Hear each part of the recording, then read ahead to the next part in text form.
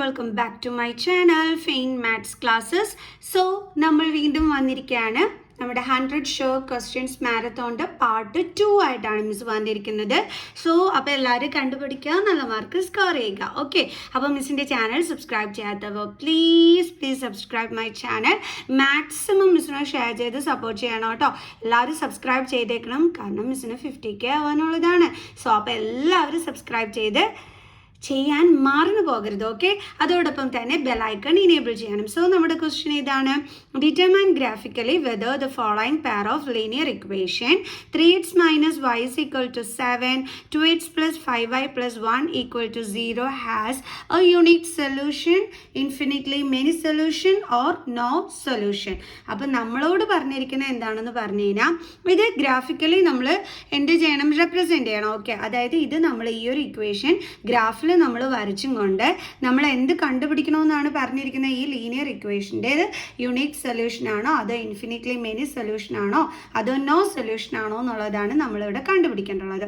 Okay, അപ്പോൾ എങ്ങനെയാണെന്നുള്ളത് നമുക്ക് നോക്കാം. അപ്പോൾ നമുക്കൊരു കാര്യം മനസ്സിലായി, ഗ്രാഫ് വരയ്ക്കണം, ഡിറ്റർമൈൻ ഗ്രാഫിക്കലി എന്നാണ് പറഞ്ഞിരിക്കുന്നത്. ഓക്കെ, ഗ്രാഫ് വരയ്ക്കണമെന്നുണ്ടെങ്കിൽ നമുക്ക് എന്ത് വേണം, നമുക്ക് സൊല്യൂഷൻസ് വേണം. സോ അപ്പോൾ നമുക്ക് ആദ്യത്തെ ഇക്വേഷൻ എന്ന് പറയുന്നത് 3x - y is equal to 7 ആണ്. സെക്കൻഡ് ഇക്വേഷൻ എന്ന് പറയുന്നത് 2x plus 5y plus 1 equal to 0 ആണ്.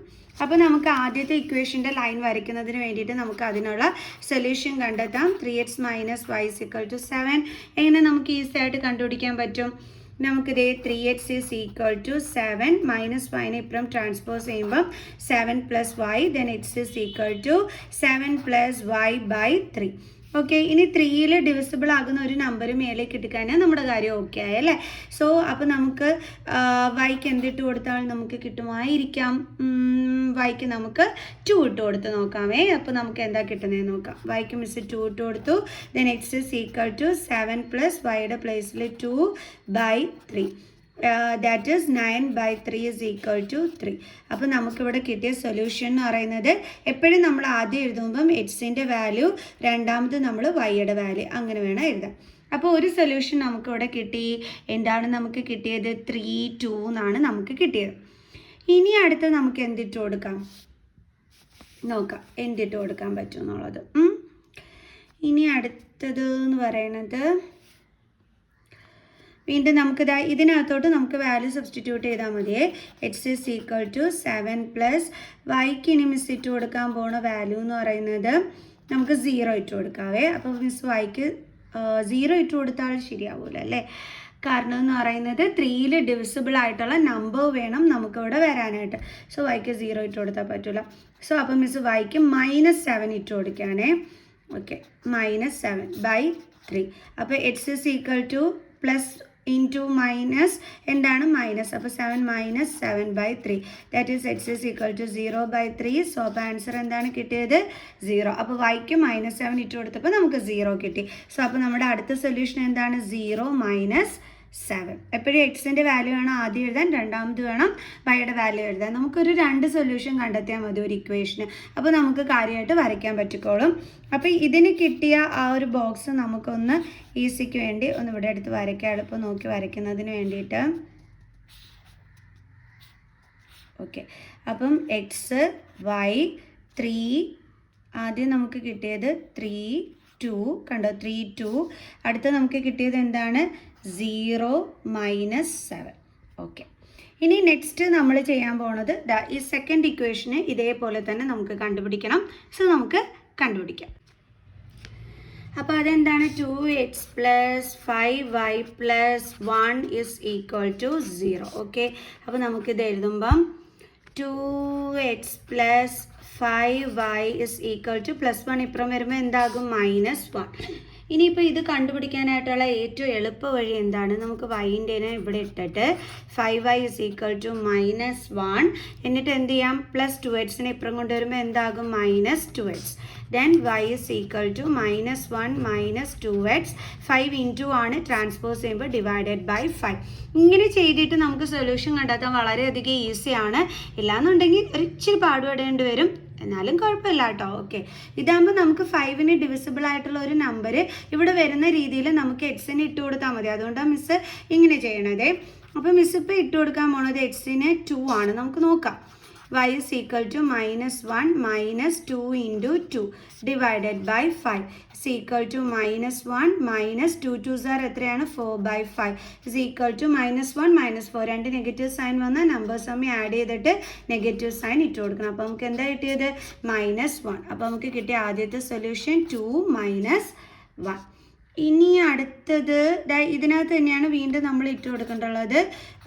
എക്സിന് നമ്മളൊരു വാല്യൂ ഇട്ട് കൊടുക്കണം. അത് 5ൽ ഡിവിസിബിളായ നമ്പർ കിട്ടത്തക്ക രീതിയിൽ വേണം നമ്മൾ അവിടെ വാല്യൂ ഇട്ട് കൊടുക്കാനും. ഓക്കെ, അപ്പം മിസ് എക്സിന് ഒരു -3 ഇട്ട് കൊടുത്താൽ y is equal to -1 minus 2 into -3 divided by 5 is equal to -1 then minus into minus plus 3 2s are 6/5 is equal to എന്ത് ചെയ്യണം മൈനസ് ചെയ്യണം അല്ലേ. അപ്പം നമുക്ക് 5 കിട്ടും. ഗ്രേറ്റർ നമ്പറിൻ്റെ സൈനാണ് കൊടുക്കേണ്ടുള്ളത്. അപ്പം +5 ആണ്. അപ്പോൾ divided by 5 is equal to എന്ത് കിട്ടി നമുക്ക് 1. സോ ഇപ്പം കിട്ടിയ നമുക്ക് സൊല്യൂഷൻ -3 1. ഓക്കെ, അപ്പോൾ ഇതിന് നമുക്കൊരു ബോക്സ് വരയ്ക്കാം.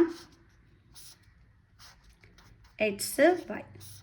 അപ്പോൾ ആദ്യത്തേത് എന്തായിരുന്നു 2 - 1.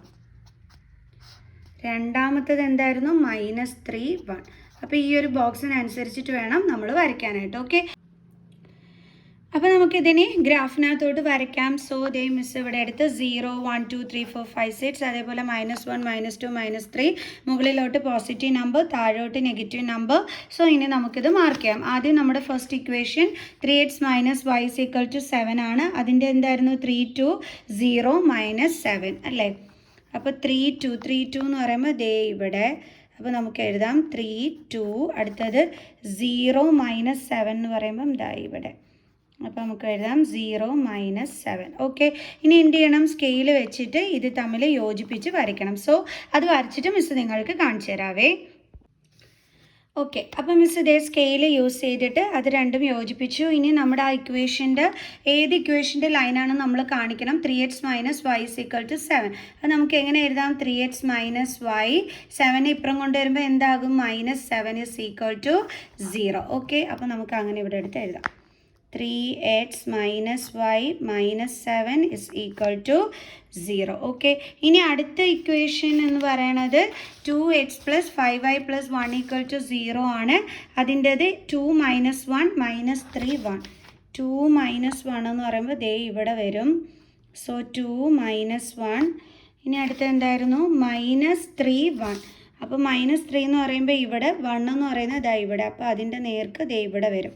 അപ്പം -3 1. ഓക്കെ, ഇനി നമുക്ക് എന്ത് ചെയ്യാം, ഈ രണ്ട് പോയിന്റുകളും യോജിപ്പിച്ച് നമുക്ക് ലൈൻ വരയ്ക്കാം. നിങ്ങളെല്ലാം പെൻസിൽ യൂസ് ചെയ്തിട്ട് വേണം ചെയ്യാൻ, എന്നാലേ തെറ്റ് നമുക്ക് മായ്ക്കാനൊക്കെ പറ്റുള്ളൂ. ഓക്കെ, സോ അപ്പം വരച്ചിട്ട് മിസ് കാണിച്ചു തരാം.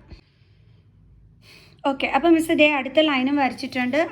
അത് ഏത് ഇക്വേഷൻ്റെ ആയിരുന്നു, 2x + 5y + 1 = 0. നമ്മൾ ഏത് ഇക്വേഷൻ്റെ ലൈനാണെന്നുള്ളത് അവിടെ കാണിച്ചിരിക്കണം കേട്ടോ.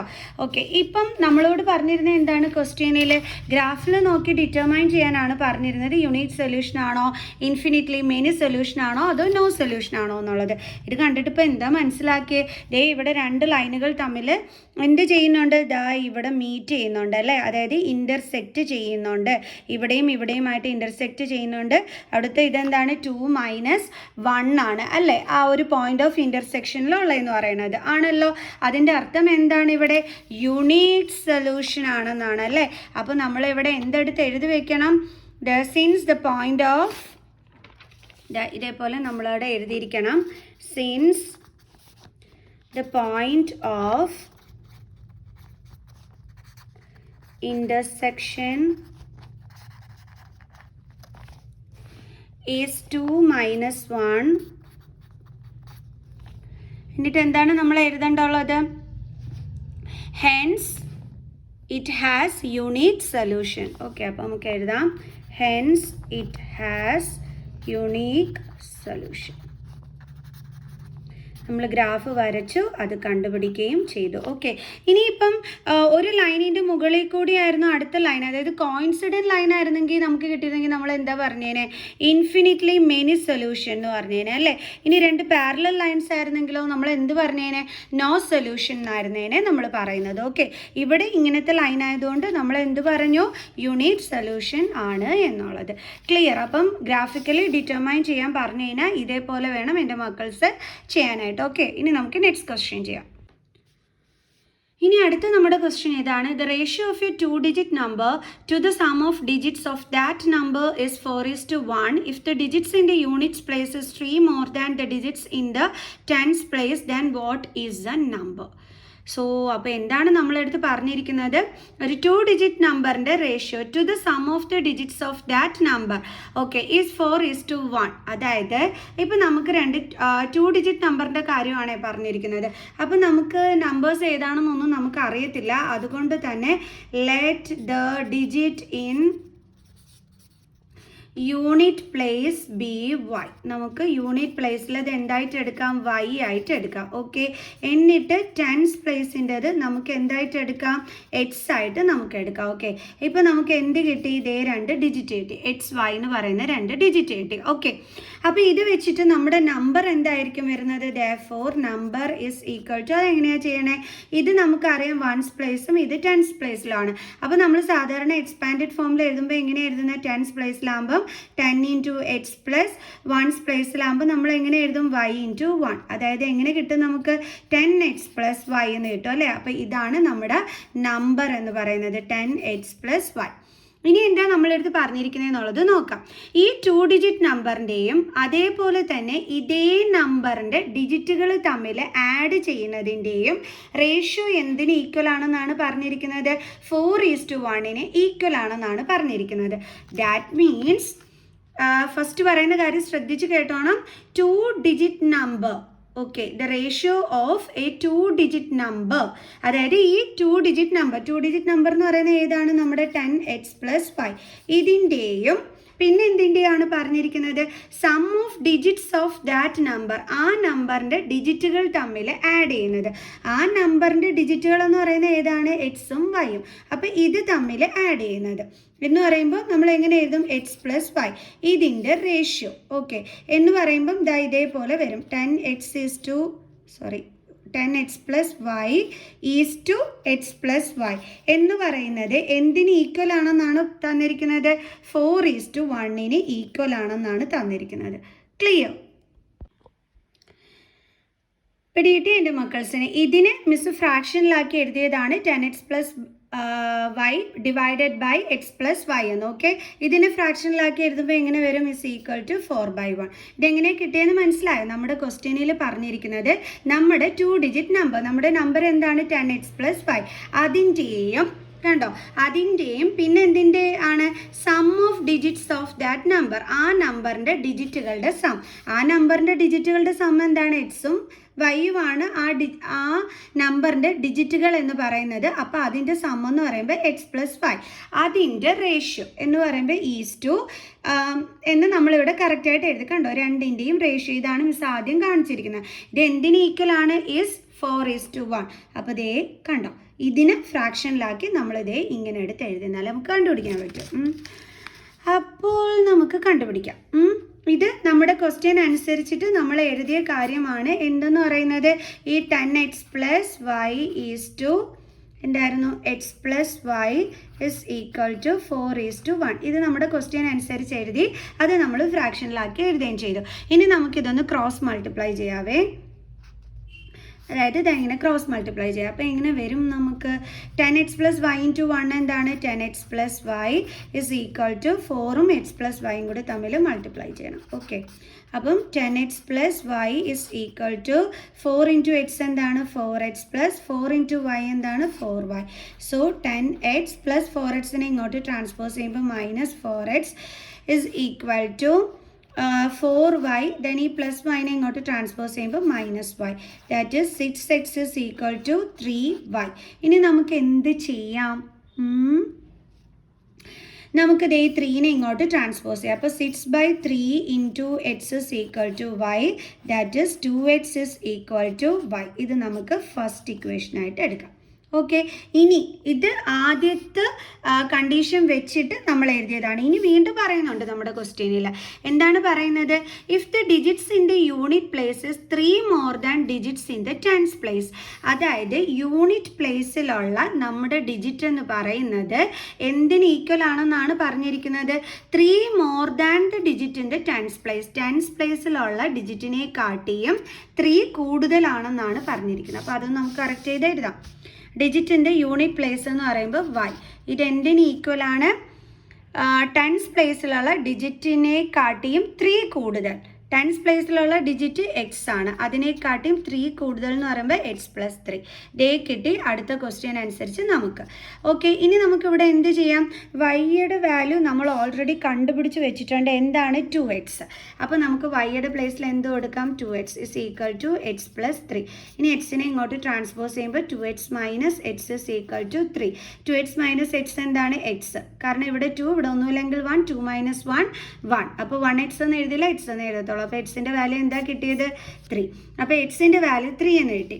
ഇനി നമുക്ക് എന്ത് ചെയ്യാം? Put the value of X in equation 1. Equation 1 എന്തായിരുന്നു? 2x is equal to y. 2x is equal to y. That is 2 into xൻ്റെ value എന്താണ്? 3 is equal to y. That is 6 is equal to y. അതായത് വൈയുടെ value എന്താണ് കിട്ടിയത്? 6. എക്സിൻ്റെ value എന്താണ് കിട്ടിയത്? 3. ഇനി നമ്മളുടെ അടുത്ത് എന്ത് കണ്ടുപിടിക്കാനാണ് പറഞ്ഞിരിക്കുന്നത്? ഈ ഒരു കണ്ടീഷനിൽ വാട്ട് ഈസ് ദ നമ്പർ, ആ നമ്പർ ഏതാണെന്ന് കണ്ടുപിടിക്കാനാണ് പറഞ്ഞിരിക്കുന്നത്. അപ്പോൾ therefore number is equal to, നമ്മുടെ യൂണിറ്റ് പ്ലേസിലുള്ള നമ്പറിനെ നമ്മൾ എന്തായിട്ടായിരുന്നു എടുത്തിരുന്നത്? y ആയിട്ട്. ആ വൈയുടെ വാല്യൂ എന്താണ്? 6. അതാണ് യൂണിറ്റ് പ്ലേസിലുള്ള നമ്പർ.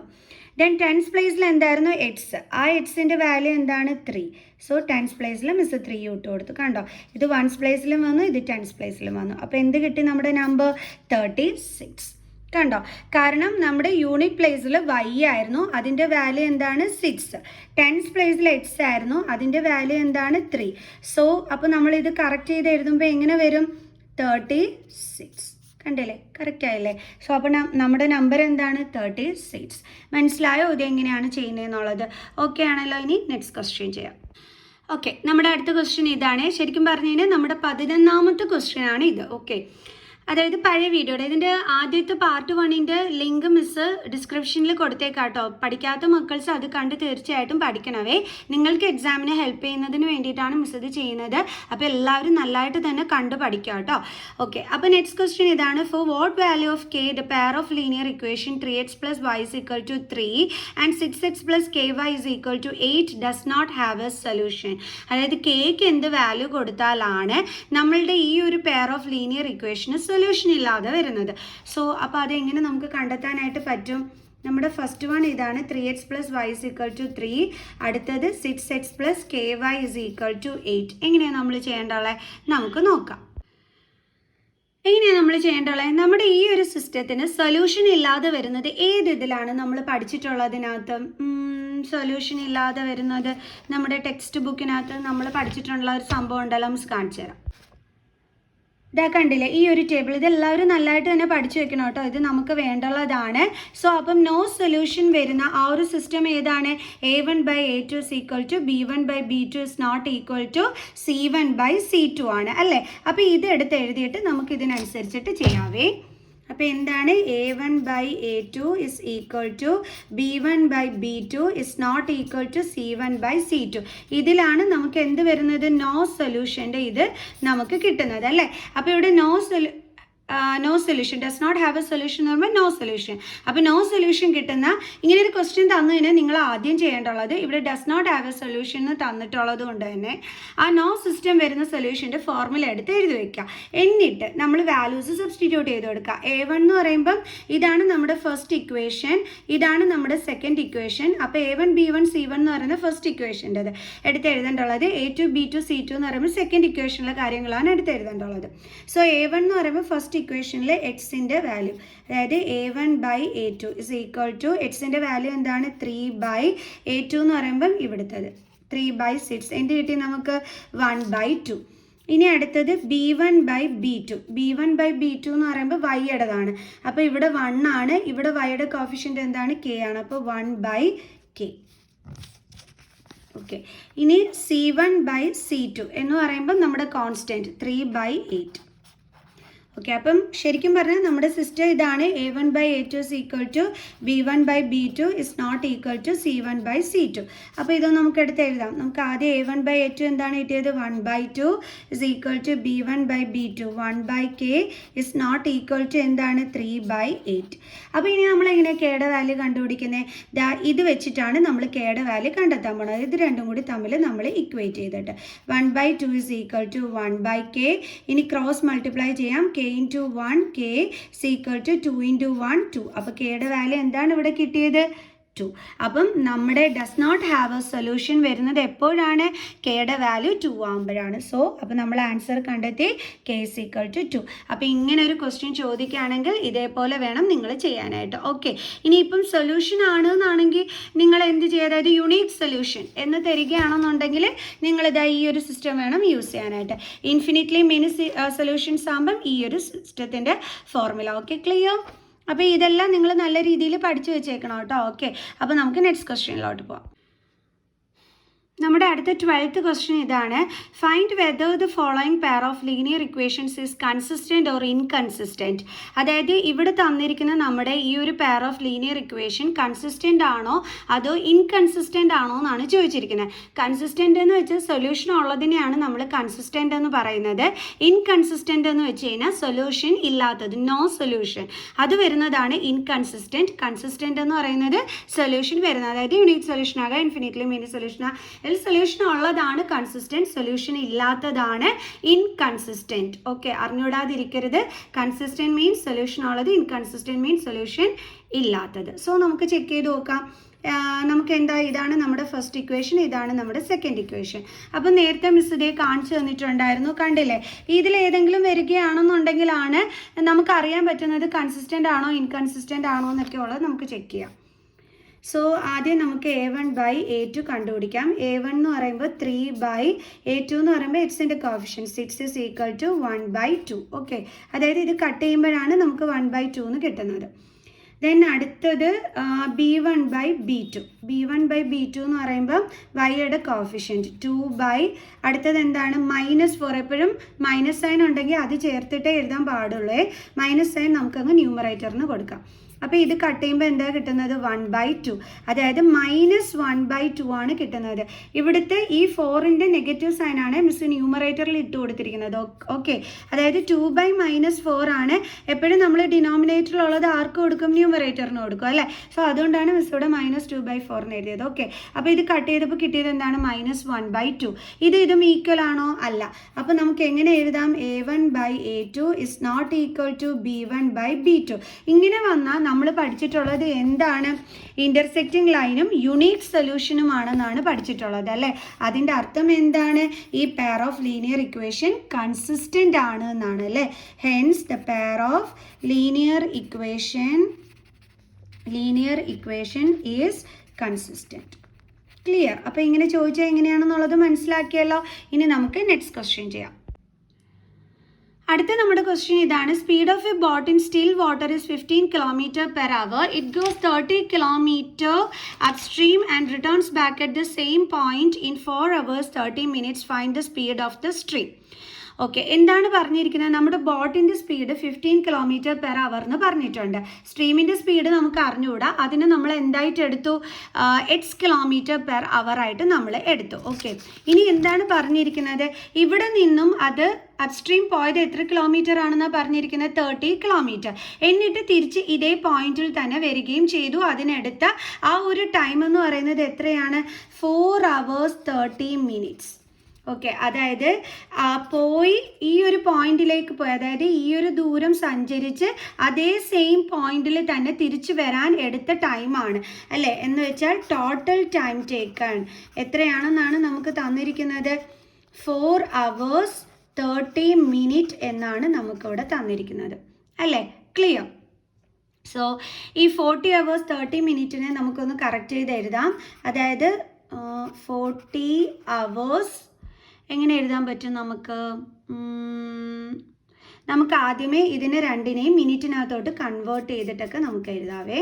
അപ്പം അവറിനെ മിനിറ്റിനകത്തോട്ട് കൺവേർട്ട് ചെയ്യാനായിട്ട് 4 × 60 ദാറ്റ് ഈസ് 240 പ്ലസ് പിന്നെ എന്തുകൊണ്ട് 30 ഇസ് ഈക്വൽ ടു നമുക്ക് എന്ത് കിട്ടും 270 മിനിറ്റ് എന്ന് കിട്ടും. ഇനി അവറിനകത്തോട്ട് കൺവേർട്ട് ചെയ്യാൻ ഡിവൈഡഡ് ബൈ 60. അപ്പോൾ 6 3 2 3s are 6 then 9 3s are 27. അപ്പോൾ നമുക്ക് എന്താ കിട്ടിയത് 9/2 അവർ.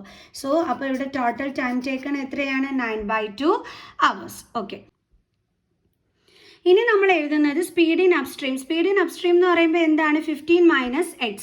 എപ്പോഴും ഓർക്കുക അപ്സ്ട്രീമിലെന്ന് പറയുമ്പം നമ്മുടെ ബോട്ടിൻ്റെ സ്പീഡ് മൈനസ് സ്ട്രീമിൻ്റെ സ്പീഡ് അങ്ങനെ വേണം ചെയ്യാനായിട്ട്. ഓക്കെ, ഡൗൺ സ്ട്രീമിൻ്റെ സ്പീഡ് എന്ന് പറയുമ്പം ബോട്ടിൻ്റെ സ്പീഡ് പ്ലസ് നമ്മുടെ സ്ട്രീമിൻ്റെ സ്പീഡ്. അപ്സ്ട്രീമിൽ എപ്പോഴും ഓർക്കുക നമ്മൾ മൈനസ് ആണ് ചെയ്യേണ്ടുള്ളത്, ഡൗൺ സ്ട്രീമിൽ എപ്പോഴും നമ്മൾ പ്ലസ് ആണ് ചെയ്യേണ്ടുള്ളത്. തിരിഞ്ഞു പോകരുത് കേട്ടോ, അപ്സ്ട്രീമിൽ മൈനസും ഡൗൺ സ്ട്രീമിൽ പ്ലസും. ഓക്കെ, ഇനി എന്താണ് ഇനി എങ്ങനെയാണ് നമ്മൾ ഈ സ്ട്രീമിൻ്റെ സ്പീഡ് കണ്ടുപിടിക്കാൻ പോണത്?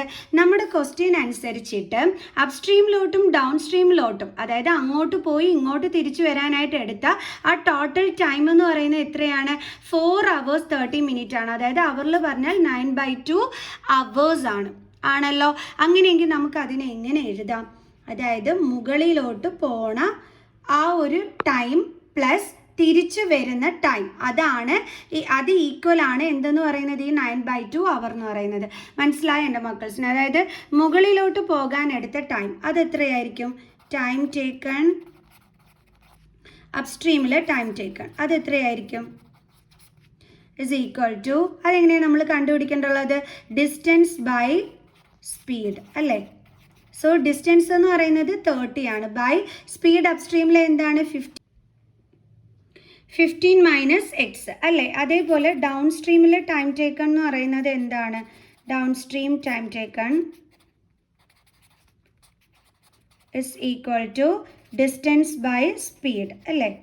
Distance by speed is equal to 30 by നമ്മുടെ ഡൗൺ സ്ട്രീമിൽ ആ എന്താണ് സ്പീഡ് എന്ന് പറയുന്നത് എന്താണ് 15 + x.